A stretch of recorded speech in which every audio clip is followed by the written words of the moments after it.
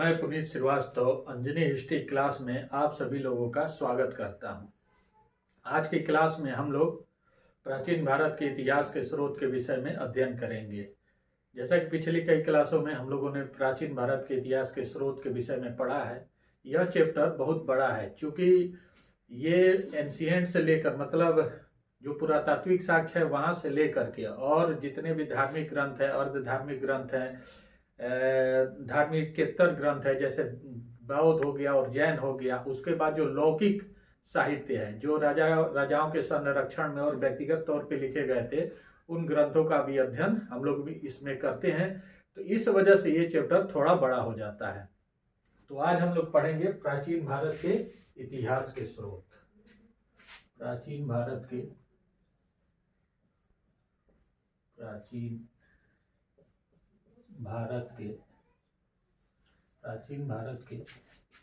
इतिहास के स्रोत। प्राचीन भारत के इतिहास के स्रोत, इसके अंतर्गत आज हम लोग प्राचीन भारत के इतिहास के स्रोत के अंतर्गत हम लोग आज पढ़ेंगे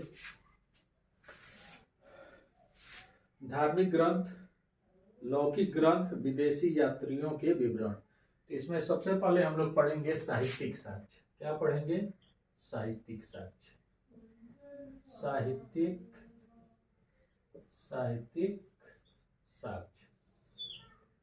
साहित्यिक साक्ष्य। तो आज हम लोग पढ़ेंगे साहित्यिक साक्ष्य। तो साहित्यिक साक्ष्य के अंतर्गत धार्मिक ग्रंथ, लौकिक ग्रंथ और विदेशी यात्रियों के विवरण आते हैं। धार्मिक ग्रंथ,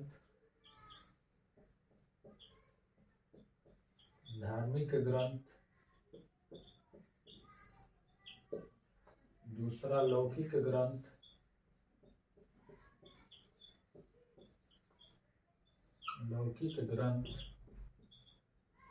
और तीसरा है विदेशी यात्रियों के विवरण। विदेशी यात्रियों के विवरण।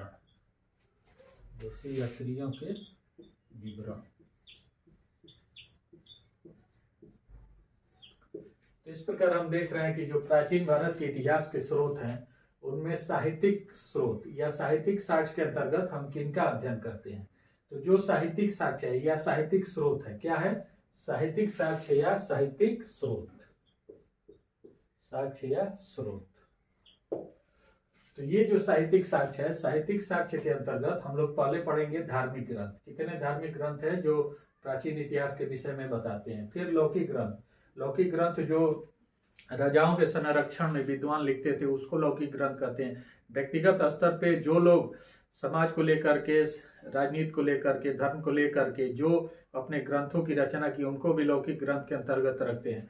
और समय समय पर विदेश से जो यात्री भारत में आते थे भ्रमण करने के लिए और अन्य उद्देश्यों को लेकर के, उनके जो विवरण उपलब्ध है उनको हम लोग साहित्यिक साक्ष्य के अंतर्गत रखते हैं। तो इस प्रकार हम देख रहे हैं धार्मिक ग्रंथ, लौकिक ग्रंथ और विदेशी यात्रियों के विवरण। तो ये जो तीन है साहित्य के अंतर्गत, जो साहित्यिक साक्ष्य है उनके अंतर्गत ये तीन साहित्य है। अब आते हैं जो धार्मिक ग्रंथ है। धार्मिक ग्रंथ के अंतर्गत कौन कौन से आते हैं? तो धार्मिक ग्रंथ के अंतर्गत कैसे स्रोत आते हैं उनको अब हम लोग अध्ययन करेंगे। तो धार्मिक ग्रंथ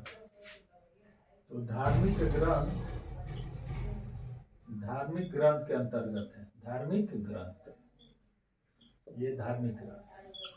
तो धार्मिक ग्रंथ के अंतर्गत हम लोग ब्राह्मण साहित्य, बौद्ध साहित्य और जैन साहित्य को लेते हैं। किसको लेते हैं? ब्राह्मण साहित्य,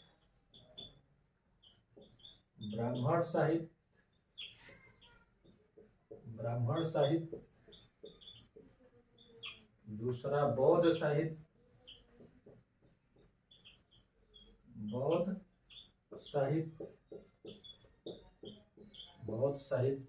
और जैन साहित्य।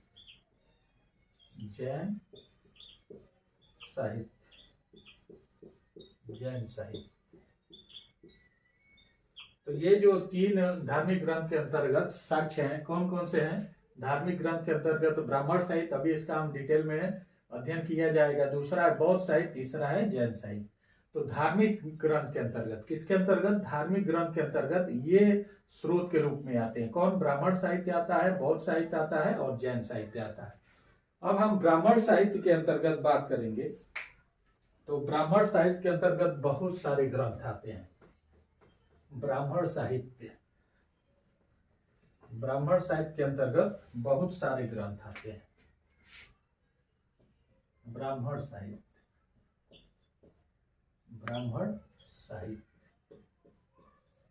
साहित्य के अंतर्गत बहुत सारे ग्रंथ आते हैं।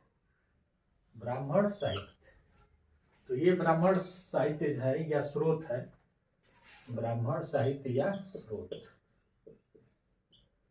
तो ब्राह्मण साहित्य के अंतर्गत सर्वप्रथम वेद आते हैं, फिर ब्राह्मण आते हैं, फिर आरण्यक आते हैं, फिर उपनिषद आते हैं, फिर वेदांग आते हैं, फिर सूत्र आते हैं, फिर महाकाव्य आते हैं और अंत में धर्मशास्त्र आते हैं। तो वेद आते हैं, ब्राह्मण आते हैं,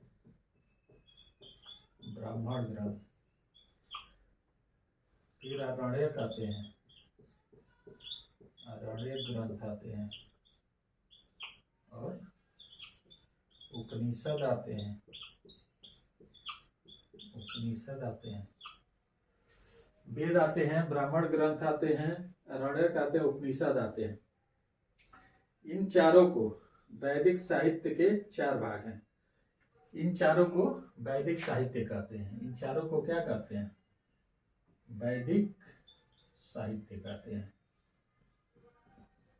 वैदिक साहित्य कहते हैं। वेद, ब्राह्मण, आरण्यक, उपनिषद को हम क्या कहते हैं? वैदिक साहित्य कहते हैं। इन चारों को मिला करके क्या कहा जाता है? वैदिक साहित्य कहा जाता है। तो वेद हो गया, ब्राह्मण हो गया, आरण्यक हो गया, उपनिषद हो गया, वेदांग, सूत्र और महाकाव्य। वेदांग, सूत्र,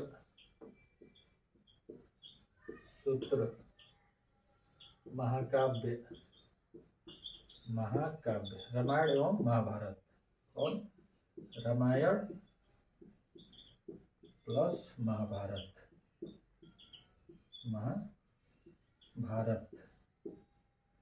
महाभारत ये हो गया। और फिर धर्म सूत्र आते हैं, धर्म सूत्र। तो इस प्रकार हम देख रहे हैं कि जो ब्राह्मण साहित्य है या ब्राह्मण स्रोत है, ठीक है, उसके अंतर्गत वेद, ब्राह्मण, आरण्यक, उपनिषद।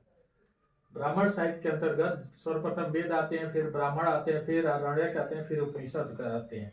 इन चारों को सम्मिलित रूप से क्या कहा जाता है? वैदिक साहित्य। ये बहुत बार प्रश्न पूछता है वैदिक साहित्य में क्या है।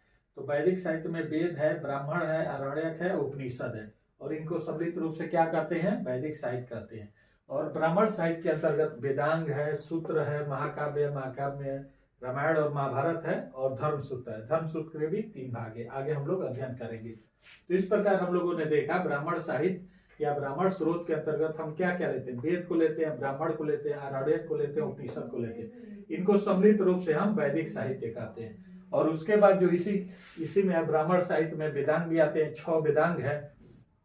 6 वेदांग में है शिक्षा हो गया, कल्प हो गया, व्याकरण हो गया, निरुक्त हो गया, छंद हो गया और ज्योतिष हो गया। ये 6 क्या है? ये 6 वेदांग है। वेदांगों की संख्या कितनी है?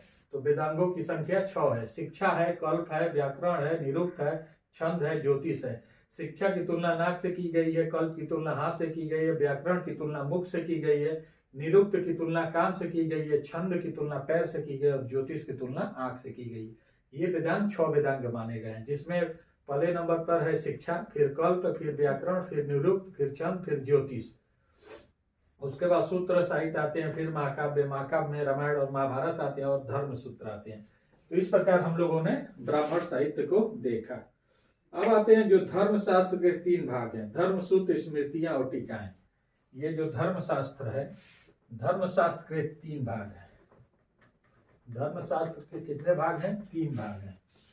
उन 3 भागों में धर्म सूत्र है, स्मृति है, टीकाएं हैं। तो धर्मशास्त्र के अंतर्गत 3 भाग हैं, धर्म सूत्र, स्मृति और टीकाएं। इनको हम लोग अध्ययन करेंगे। तो ब्राह्मण साहित्य के ही अंतर्गत धर्मशास्त्र है, और धर्मशास्त्र के 3 भाग हैं। धर्मशास्त्र के 3 भाग हैं। धर्मशास्त्र के कितने भाग हैं? धर्मशास्त्र के 3 भाग हैं। कौन कौन है? पहला है धर्मसूत्र, धर्मसूत्र, स्मृति और टीकाएं, स्मृति और टीकाएं, टीकाएं। तो ये जो धर्मशास्त्र है, धर्मशास्त्र किसका भाग है? धर्मशास्त्र वैदिक साहित्य का, वैदिक साहित्य का भाग है। और इसके कितने भाग है? इसके 3 भाग हैं। धर्मशास्त्र के कितने भाग हैं? 3 भाग है। धर्मसूत्र है, स्मृति है और टीकाएं हैं। तो इस प्रकार हम लोगों ने देखा कि धर्मशास्त्र में 3 भाग है, धर्मशास्त्र, धर्मसूत्र, स्मृति और टीकाएं। अब आते हैं हम लोग पुरातात्विक साक्ष्य पे। पुरातात्विक साक्ष्य के अंतर्गत किनको लिया जाता है? ये तो हम लोगों ने देखा धार्मिक साहित्य, धार्मिक साहित्य में हम लोगों ने देखा। अब आते हैं पुरातात्विक साक्ष्य पर। इतिहास के स्रोत के रूप में, प्राचीन भारत के इतिहास के स्रोत के रूप में पुरातात्विक साक्ष्य, पुरातात्विक साक्ष्य, पुरातात्विक साक्ष्य के अंतर्गत पुरातात्विक साक्ष्य, पुरातात्विक साक्ष्य के अंतर्गत हम लोग आते हैं। तो पुरातात्विक साक्ष्य के अंतर्गत अभिलेख, सिक्के, मृदभांड, अभिलेख, अभिलेख हो गया, सिक्के हो गया, सिक्के हो गया, तीसरा मृदभांड हो गया, मृदभांड हो गया, मृदभांड हो गया, अभिलेख हो गए, सिक्के हो गए, मृदभांड हो गए, मुहरे हो गए। क्या हो गया? मुहरे, मुहरे हो गए, मुहरे हो गए, चित्रकला हो गया, मूर्ति कला हो गया, चित्रकला हो गया और मूर्ति कला हो गया, चित्रकला और मूर्ति कला। इस प्रकार हम देख रहे हैं अभिलेख हो गया, सिक्का हो गया, मृदभांड हो गया, मुहर हो गया, मूर्तिकला या चित्रकला हो गया और स्थापत्य या स्मारक हो गया, स्थापत्य या स्मारक हो गया, स्थापत्य या स्मारक हो गया, स्मारक हो गया। तो इस प्रकार हम देख रहे हैं कि जो पुरातात्विक साक्ष्य है, पुरातात्विक साक्ष्य के अंतर्गत अभिलेख हो गए, सिक्के हो गए, मृदभांड हो गए, मुहर हो गए, चित्रकला या मूर्ति कला और स्थापत्य या स्मारक। तो ये पुरातात्विक स्रोत के अंतर्गत है। अब इन पुरातात्विक स्रोतों से और साहित्यिक स्रोतों से, जैसे साहित्य में जिसका वर्णन है, जैसे लिखे हुए जितने भी ग्रंथ हैं, जो भी हमारे प्राचीन ग्रंथ हैं, धार्मिक ग्रंथ हैं, ऐतिहासिक ग्रंथ हैं, उनमें जो बातें लिखी गई हैं उनका प्रमाण अगर पुरातात्विक साक्ष्य से पुष्टि हो जाता है तो उसको 100% प्रमाणिक माना जाता है। इसलिए प्रमाणिक माना जाता है कि जो चीजें साहित्य में लिखी गई हैं उसी को पुरातात्विक साक्ष्य में क्या है वो प्राप्त हो जाता है, तो पूर्ण रूप से सत्य माना जाता है। तो इस प्रकार की आज की क्लास में हम लोगों ने साहित्यिक साक्ष्य और पुरातात्विक साक्ष्य को देखा। अब इसका ही वर्णन अगले क्लास में हम लोग व्यापक तौर पे करेंगे, हर एक पार्ट का अलग अलग व्याख्या करेंगे। इस प्रकार आज की क्लास यहीं स्थगित की जाती है। मैं पुनीत कुमार श्रीवास्तव आप सभी लोगों का बहुत बहुत धन्यवाद करता हूँ। धन्यवाद।